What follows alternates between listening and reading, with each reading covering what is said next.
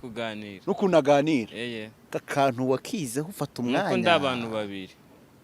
ndi umuntu aho ndimo benshi ndi uwo rizagwira uwo ruzagwira ameze ati uwo rizagwira ni Yesu agenzwa na Yesu Kristo ni umuntu w'umukristo ukijijwe nubona Floriye we na Floriye ni bamwe yego na ya mpano yego hakaza witwa Waboy yego Waboy we umva Waboy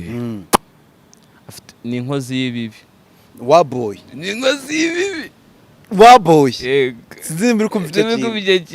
ni inkozi y'ibibi banza ajye bagiye gushyingirwa ku murenge bamanika ukumoso kuryo